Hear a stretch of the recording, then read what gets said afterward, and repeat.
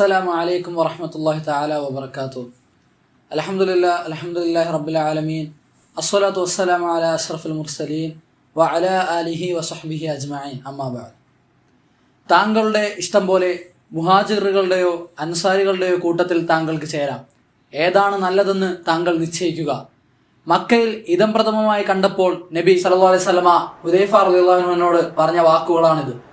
ഇതിനൊരു ചരിത്ര പശ്ചാത്തലമുണ്ട്. ഹുദൈഫ റളിയല്ലാഹു അൻഹുവിന്റെ പിതാവ് യമാൻ മക്കയിൽ ബനു അബ്സ് ഗോത്രത്തിൽപ്പെട്ട ആളാണ്.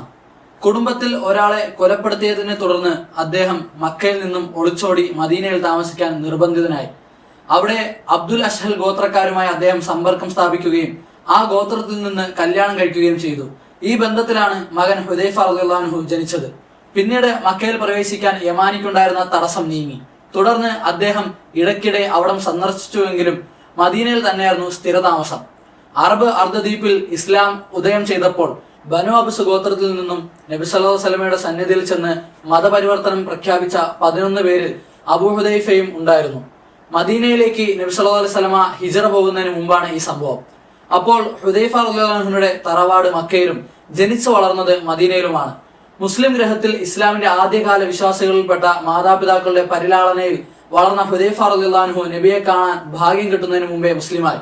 നബി സല്ലല്ലാഹു അലൈഹി വസല്ലമയെ തങ്ങളെ ഒരു നോക്ക് കാണുക എന്നത് ജീവിതത്തിൽ അദ്ദേഹത്തിന്റെ വലിയൊരു ആശയമായിരുന്നു, വലിയൊരു ആഗ്രഹമായിരുന്നു. വിശ്വസിച്ചതു മുതൽ നബി സല്ലല്ലാഹു അലൈഹി വസല്ലമയുടെ വിവരങ്ങൾ അദ്ദേഹം അന്വേഷിച്ചറിയുകയും അടയാളങ്ങളും പ്രത്യേകതകളും ചോദിച്ച് മനസ്സിലാക്കുകയും അദ്ദേഹം ചെയ്തിരുന്നു. അത് അദ്ദേഹത്തെ കൂടുതൽ ജിജ്ഞാസുവാക്കി. ഒരു ദിവസം ഹുദൈഫ റളിയല്ലാഹു അൻഹു തിരുമേനിയെ കാണാൻ മക്കയിലേക്ക് യാത്രയായി. നബി സല്ലല്ലാഹു അലൈഹി വസല്ലമ തങ്ങളെ കണ്ട ഉടനെ ഞാൻ മുഹാജിറോ അൻസാരിയോ എന്നാണ് അദ്ദേഹത്തിന് ചോദിക്കാനുണ്ടായിരുന്നത്. അപ്പോൾ നബി സല്ലല്ലാഹു അലൈഹി വസല്ലമ തങ്ങൾ പറഞ്ഞു, താങ്കളുടെ യുക്തം പോലെ അൻസാരികളുടെയോ മുഹാജിറുകളുടെയോ കൂട്ടത്തിൽ താങ്കൾക്ക് ചേരാം. ഏതാണ് നല്ലതെന്ന് താങ്കൾ തന്നെ നിശ്ചയിക്കുക. എന്നാൽ ഞാൻ അൻസാരിയാണ് എന്ന് ഹുദൈഫ റളിയല്ലാഹു അൻഹു തന്റെ തീരുമാനം അറിയിച്ചു. നബി സല്ലല്ലാഹു അലൈഹി വസല്ലമ തങ്ങൾ മദീനയിൽ അഭയാർത്ഥിയായി വന്നപ്പോൾ ഹുദൈഫ അടുത്തിടപഴകി.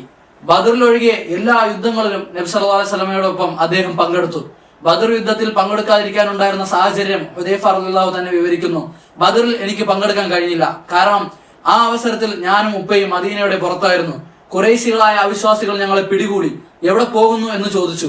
മദീനയിലേക്കാണെന്ന് ഞങ്ങൾ പറഞ്ഞു. നിങ്ങൾ മുഹമ്മദിന്റെ അടുക്കലേക്കാണോ എന്നായി അവർ. മദീനയാണ് ഞങ്ങളുടെ ലക്ഷ്യമെന്ന് ഞങ്ങൾ ആവർത്തിച്ച് പറഞ്ഞു. ഖുറൈശികൾക്കെതിരായി മുഹമ്മദ് സല്ലല്ലാഹു അലൈഹി വസല്ലമയെ സഹായിക്കുകയില്ലെന്നും മുഹമ്മദിന്റെ ഭാഗം ചേർന്ന് യുദ്ധം ചെയ്യുകയില്ലെന്നും സത്യം ചെയ്യിച്ച ശേഷമേ അവർ ഞങ്ങളെ വിട്ടയച്ചുള്ളൂ. നബി സല്ലല്ലാഹു അലൈഹി വസല്ലമയുടെ സന്നിധിയിലെത്തി ഖുറൈശികളോട് സത്യം ചെയ്ത വിവരം ധരിപ്പിച്ച ശേഷം എന്ത് ചെയ്യണമെന്ന് ഞങ്ങൾ തിരുമേനിയോട് ചോദിച്ചു. അവരോട് ചെയ്ത സത്യം നിങ്ങൾ പാലിക്കണമെന്ന് നബി സല്ലല്ലാഹു അലൈഹി വസല്ലമ തങ്ങൾ പറഞ്ഞു. അതേസമയം അവർക്കതിൽ നിങ്ങൾ അള്ളാഹുവിനോട് സഹായം തേടണം എന്ന് തിരുമേനി നിർദ്ദേശിച്ചു. ഉഹുദ് യുദ്ധം വന്നപ്പോൾ ഹുദൈഫ റളിയല്ലാഹു അൻഹു പിതാവിനോടൊപ്പം അതിൽ പങ്കെടുത്തു. പല വീരപരാക്രമങ്ങളും കാഴ്ചവെച്ച ഹുദൈഫ റളിയല്ലാഹു അൻഹു രക്ഷപ്പെടുകയും പിതാവ് രക്തസാക്ഷിയുകയും ചെയ്തു. മുസ്ലിങ്ങളുടെ വാളുകൊണ്ട് തന്നെയായിരുന്നു ഈ അത്യാഹിതം. സംഭവം ഇങ്ങനെയാണ്. ഉഹുദ് യുദ്ധത്തിൽ യമാനിയെയും സാബിത്ത് ബിൻ വഖ്സിനെയും കോട്ടയിൽ സ്ത്രീകളുടെയും കുട്ടികളുടെയും അരികത്ത് നബി സല്ലല്ലാഹു അലൈഹി വസല്ലമ തങ്ങൾ നിർത്തി. അവരെന്ന് വയോവൃദ്ധരായിരുന്നു. യുദ്ധം മുറുകിയപ്പോൾ യമാനി കൂട്ടുകാരനോട് പറഞ്ഞു, നമ്മൾ എന്താണ് നോക്കിയിരിക്കുന്നത്? ചുരുങ്ങിയ സമയമേ ജീവിതത്തിൽ നമുക്ക് ഇരുവർക്കും ബാക്കിയുള്ളൂ. ഇന്നോ നാളെയോ എന്ന നിലയിലാണ് നമ്മൾ. നമുക്ക് വാളെടുത്ത് നബി സല്ലല്ലാഹു അലൈഹി വസല്ലമയോടൊപ്പം ചേരാം. തിരുമേനിയുടെ കൂടെ നമുക്ക് ഷഹീദാവാനുള്ള ഭാഗ്യം അള്ളാഹു തന്നേക്കാം. അങ്ങനെ അവർ വാളെടുത്ത് യുദ്ധക്കളത്തിലേക്ക് ഇറങ്ങി പോരാടി. സാബിത്ത് ബിൻ വഖ്സ് മുശ്രിക്കുകളുടെ കയ്യാൽ രക്തസാക്ഷിയായി. എന്നാൽ യമാനിയുടെ ദേഹത്തിൽ മുസ്ലിങ്ങളുടെ വാളുകൾ വീണുകൊണ്ടേയിരുന്നു. ആളെ മനസ്സിലാവാതെ അബദ്ധത്തിലാണ് അവരിത് ചെയ്തത്. എന്റെ ഉപ്പ എന്ന് ഹുദൈഫ റളിയല്ലാഹു അൻഹു വിളിച്ചു പറഞ്ഞെങ്കിലും ആരും അത് ശ്രദ്ധിച്ചില്ല. അങ്ങനെ സഹപ്രവർത്തകരുടെ കയ്യാൽ അദ്ദേഹം രക്തസാക്ഷിയായി നിലം പതിച്ചു. ഹുദൈഫക്ക് അപ്പോൾ ഇത്രയേ പറയാനുണ്ടായിരുന്നുള്ളൂ, അള്ളാഹു നിങ്ങൾക്ക് മാപ്പ് തരട്ടെ, അവൻ ദയാലുക്കളിൽ ദയാലുവാണ്. യുദ്ധാനന്തരം യമാനിയുടെ വധത്തിന് മകന് നഷ്ടപരിഹാരം നൽകാൻ നബി സല്ലല്ലാഹു അലൈഹി വസല്ലമ തങ്ങൾ തീരുമാനിച്ചു. തത്സമയം ഹുദൈഫ റളിയല്ലാഹു അൻഹു പറഞ്ഞു, അദ്ദേഹം രക്തസാക്ഷിത്വം വരിക്കാൻ ആഗ്രഹിച്ചിരുന്നു. അത് അദ്ദേഹത്തിന് കിട്ടി. അദ്ദേഹത്തിനുള്ള നഷ്ടപരിഹാരം ഞാൻ മുസ്ലിങ്ങൾക്ക് ദാനം ചെയ്യുന്നു. അള്ളാഹുവെ, നീ സാക്ഷി. നബിക്ക് ഹുദൈഫയോടുള്ള മതിപ്പ് വർദ്ധിക്കാൻ ഇത് സഹായിച്ചു. നന്മ വ്യക്തമാണ്, തിന്മയാകട്ടെ പലപ്പോഴും അസ്പഷ്ടമായിരിക്കും. അകപ്പെട്ടു കഴിഞ്ഞാലേ അറിയാൻ കഴിയൂ. ചിലപ്പോൾ അകപ്പെട്ടാലും തിന്മയാണെന്ന് അറിഞ്ഞില്ലെന്ന് വരാം. അതുകൊണ്ട് നന്മയേക്കാൾ തിന്മയെയും അതിന്റെ വഴികളെയും കുറിച്ചാണ് ഹുദൈഫ അധികം ചിന്തിച്ചത്. അദ്ദേഹം പറയുന്നു, ആളുകൾ നന്മയെ കുറിച്ചാണ് നബി സല്ലല്ലാഹു അലൈഹി വസല്ലമയോട് ചോദിച്ചിരുന്നത്. എന്നാൽ ഞാനാകട്ടെ തിന്മയിൽ അകപ്പെടുന്നത് കരുതി അതിനെക്കുറിച്ചാണ് ചോദിക്കാറ്. തിന്മയോടുള്ള ഈ എതിർപ്പ് അദ്ദേഹത്തിന്റെ സ്വരത്തെ കർശനമാക്കി, പ്രത്യേകിച്ച് വീട്ടുകാരോട് സംസാരിക്കുമ്പോൾ. ഹുദൈഫ റളിയല്ലാഹു അൻഹു തങ്ങൾ പറയുന്നു, ഞാൻ നബിയുടെ അടുക്കൽ പോയി സങ്കടം ബോധിപ്പിച്ചു. തിരുമേനി, ഞാൻ വീട്ടുകാരോട് പരുഷമായി സംസാരിക്കാറുണ്ട്. അത് എന്നെ നരകത്തിലേക്ക് നയിക്കുമെന്ന് ഞാൻ ഭയപ്പെടുന്നു. തത്സമയം നബി സല്ലല്ലാഹു അലൈഹി വസല്ലം തങ്ങൾ എന്നോട് പ്രസ്താവിച്ചു, താങ്കൾ പാപമുക്തിക്കായി പ്രാർത്ഥിക്കുക. ഞാൻ ദിവസം 100 തവണ പാപമുക്തിക്കായി അള്ളാഹുവിനോട് പ്രാർത്ഥിക്കാറുണ്ടെന്ന് ഹുദൈഫ റളിയല്ലാഹു അൻഹു നബി സല്ലല്ലാഹു അലൈഹി വസല്ലമയോട് പറഞ്ഞു. നബിയുടെ പരിശോധനയിൽ ഹുദൈഫയ്ക്ക് 3 ഗുണങ്ങളുണ്ടെന്ന് തെളിഞ്ഞു. സങ്കീർണ പ്രശ്നങ്ങളെ തരണം ചെയ്യാനുള്ള അസാമാന്യ ബുദ്ധിശക്തി, പെട്ടെന്ന് കാര്യങ്ങൾ മനസ്സിലാക്കാനുള്ള ഗ്രാഹ്യശക്തി, രഹസ്യങ്ങൾ സൂക്ഷിക്കാനുള്ള കഴിവ്. ശിഷ്യന്മാരുടെ നിഗൂഢമായ കഴിവുകൾ കണ്ടറിയാനും അവയെ ഫലപ്രദമായി ഉപയോഗപ്പെടുത്താനും നബി സല്ലല്ലാഹു അലൈഹി വസല്ലം തങ്ങൾ ശ്രദ്ധിച്ചിരുന്നു. അനുയോജ്യനായ വ്യക്തിയെ അനുയോജ്യ സ്ഥാനത്ത് അവരോധിക്കുക എന്നതായിരുന്നു തിരുമേനിയുടെ നയം. യഹൂദികളുടെയും അവരുടെ സഹായികളുടെയും കൂട്ടത്തിൽപ്പെട്ട കപടവിശ്വാസികളുടെ സാന്നിധ്യവും അവർ നബിക്കും ഇസ്ലാമിനും എതിരെ നടത്തുന്ന ഉപജാപങ്ങളുമായിരുന്നു മദീനയിൽ മുസ്ലിങ്ങളെ അലട്ടിയിരുന്ന ഏറ്റവും ഗുരുതരമായിരുന്ന പ്രശ്നം. ഈ കപടവിശ്വാസികളുടെ പേരുകൾ തിരുമേനി തന്റെ ഒരു അനുയായിക്കും വെളിപ്പെടുത്തി കൊടുത്തിരുന്നില്ല. എന്നാൽ ഹുദൈഫ റളിയല്ലാഹു അൻഹുവിന് അദ്ദേഹം ആ പേരുകൾ നൽകുകയും അവരുടെ നീക്കങ്ങൾ ശ്രദ്ധിക്കാൻ അദ്ദേഹത്തെ ഏൽപ്പിക്കുകയും ചെയ്തു. അന്ന് മുതൽ നബിയുടെ രഹസ്യങ്ങളുടെ സൂക്ഷിപ്പുകാരൻ എന്ന പേരിൽ ഹുദൈഫ റളിയല്ലാഹു അൻഹു അറിയപ്പെട്ടു. ജീവിതാന്ത്യം വരെ കപടവിശ്വാസികൾ ശ്രദ്ധിച്ചും അവരെ പറ്റിയുള്ള വിവരങ്ങൾ ശേഖരിച്ചുമാണ് ഹുദൈഫ റളിയല്ലാഹു അൻഹു കഴിഞ്ഞുകൂടിയത്. നബി സല്ലല്ലാഹു അലൈഹി വസല്ലമയുടെ നിര്യാണ ശേഷം പിൻഗാമികൾ അദ്ദേഹത്തോട് വിദഗ്ധ അഭിപ്രായം ആരാഞ്ഞിരുന്നു. മുസ്ലിങ്ങളിൽ ആരെങ്കിലും മരിച്ചാൽ മയ്യത്ത് നമസ്കാരത്തിന് ഹുദൈഫ റളിയല്ലാഹു അൻഹു വന്നിട്ടുണ്ടോ എന്ന് ഖലീഫ ഉമർ അന്വേഷിക്കുകയും ഉണ്ടെങ്കിൽ അയാൾക്ക് വേണ്ടി നമസ്കരിക്കുകയും ഇല്ലെങ്കിൽ അയാളുടെ കാര്യത്തിൽ സംശയിച്ച് നമസ്കരിക്കാതിരിക്കുകയും ചെയ്തിരുന്നു എന്ന് വരുമ്പോൾ ഹുദൈഫ റളിയല്ലാഹു അൻഹുവിന്റെ സ്ഥാനം നമുക്ക് ഊഹിക്കാവുന്നതേ ഉള്ളൂ. എന്റെ ഗവർണർമാരിൽ ഏതെങ്കിലും കപട വിശ്വാസിയുണ്ടോ എന്നൊരിക്കൽ ഖലീഫ ഉമർ റളിയല്ലാഹു അൻഹു അദ്ദേഹത്തോട് അന്വേഷിച്ചു. ഒരാളുണ്ടെന്നായിരുന്നു മറുപടി.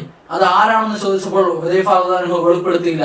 ഹുദൈഫ റളിയല്ലാഹു അൻഹു തന്നെ പറയുന്നു, എങ്കിലും സ്വയം മനസ്സിലാക്കി തന്നവണ്ണം അധികം താമസിയാതെ ഉമർ റളിയല്ലാഹു അൻഹു അയാളെ സ്ഥാനഭ്രഷ്ടനാക്കി.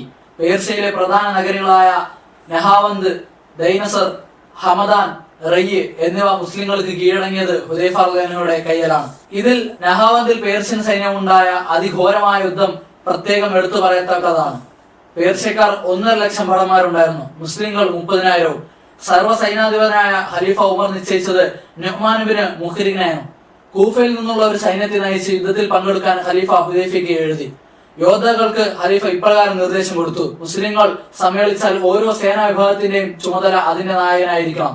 നുഅ്മാൻ ഇബ്നു മുഖ്രിഖ് സർവ്വ സൈനാധിപന്റെ സ്ഥാനം വഹിക്കട്ടെ. അദ്ദേഹം രക്തസാക്ഷിയാവുന്ന പക്ഷം ഹുദൈഫ കൊടിവാങ്ങണം. അദ്ദേഹം രക്തസാക്ഷിയാവുമ്പോൾ ജരീർ ഇബ്നു അബ്ദുള്ള. അങ്ങനെ 7 പിൻഗാമികളുടെ പേർ അദ്ദേഹം നിർദ്ദേശിച്ചു. ചരിത്രത്തിൽ തുല്യതയില്ലാത്ത ഘോര യുദ്ധമായിരുന്നു അത്. സർവ്വ സൈനാധിപൻ നുഅ്മാൻ ഇബ്നു മുഖ്രിഖ് രക്തസാക്ഷിയായി. കൊടി നിലത്ത് വീഴുന്നതിന് മുമ്പ് ഹുദൈഫ റളിയല്ലാഹു അൻഹു ഏറ്റുവാങ്ങി. യുദ്ധം അവസാനിക്കുന്നതുവരെ നുഅ്മാൻ രക്തസാക്ഷിയായ വിവരം പരസ്യപ്പെടുത്തരുതെന്ന് അദ്ദേഹം നിർദ്ദേശം കൊടുത്തു. അല്ലാഹു അക്ബർ, അല്ലാഹു അക്ബർ, അവൻ വാഗ്ദാനം പാലിച്ചു. അല്ലാഹു അക്ബർ, അവൻ തന്റെ സേനയെ വിജയിപ്പിച്ചു. മുഹമ്മദിന്റെ അനുയായികളെ, അള്ളാഹുവിന്റെ സ്വർഗങ്ങൾ നിങ്ങളെ സ്വീകരിക്കാൻ ഒരുങ്ങിക്കഴിഞ്ഞു. കാത്തിരുന്ന് നേരം കളയരുത്. ബദർ യുദ്ധ ജേതാക്കളെ മുന്നോട്ട്, ഖന്തക്കിലെയും ഉഹുദിലെയും തബൂക്കിലെയും ധീരയോദ്ധാക്കളെ മുന്നോട്ട് എന്നിങ്ങനെ ആർത്തട്ടഹസിച്ച അദ്ദേഹം പേർഷ്യൻ അണികളിലേക്ക് കുതിച്ചു കയറി. ആ മുന്നേറ്റം പേർഷ്യക്കാരുടെ ദയനീയമായ പരാജയത്തിന് വഴിയൊരുക്കി. ഹുദൈഫ റളിയല്ലാഹു അൻഹു പതിവായി മുസ്ലിങ്ങളോട് ചെയ്യാറുള്ള ഒരു ഉപദേശമുണ്ട്: പാരത്രിക ജീവിതത്തിന് ഭൗതിക ജീവിതത്തെ വെടിയുന്നവരും ഭൗതിക ജീവിതത്തിന് പാരത്രിക ജീവിതത്തെ വെടിയുന്നവരും നല്ലവരല്ല. അതും ഇതും, അതായത് ദുനിയാവും ആഖിറവും സ്വീകരിക്കുന്നവരാണ് നല്ലവർ.